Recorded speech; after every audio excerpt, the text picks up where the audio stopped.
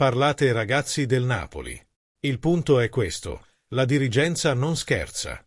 La nostra squadra cerca di rafforzarsi sempre di più, pensando sempre a voi tifosi e inserendo giocatori di qualità per alzare ulteriormente il livello del nostro tempo. Prima di tutto lascia un mi piace al video, aiuta molto il nostro canale e ci motiva a continuare a offrirti contenuti esclusivi. Il Napoli ha un occhio su Dybala per la prossima stagione. Fuoco.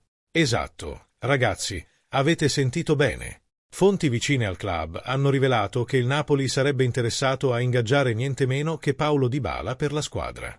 L'intenzione è quella di far sì che Dybala sia il più grande rinforzo della squadra per la prossima, soprattutto con l'obiettivo di rinforzare la rosa per le competizioni europee e puntare a nuovi titoli. È un giocatore che porta esperienza, talento. Dybala, attualmente alla Roma, è uno dei giocatori più stimati del campionato italiano. Ha nel suo curriculum diverse stagioni eccezionali in Serie A e ha una tecnica che può fare la differenza nelle partite decisive.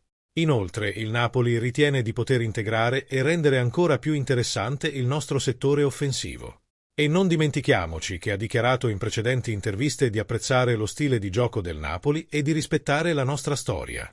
Guardate ragazzi, questo possibile arrivo di Dybala potrebbe segnare una nuova era per il Napoli.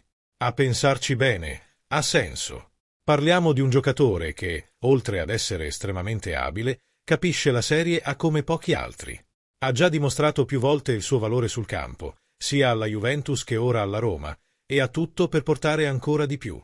Immagina, Dybala arriva per unirsi alle nostre stelle, avvicinando ancora di più la nostra squadra alla direzione che tanto desideriamo. Potrebbe trattarsi di un tassello mancante per rendere il nostro attacco ancora più letale. Questa è la domanda che resta, e si sa che il Consiglio non investe per niente. Ora tocca a voi, fan. Cosa ne pensi della possibilità di vedere Paulo Dybala indossare la nostra maglia e difendere i biancoblù del Napoli? Lascia la tua opinione nei commenti, discutiamo insieme. È il nome giusto per elevarsi ulteriormente. E ovviamente se questa notizia ti è piaciuta lascia un like, iscriviti al canale per non perdere nessuna novità e condividila con chi è anche tifoso del Napoli.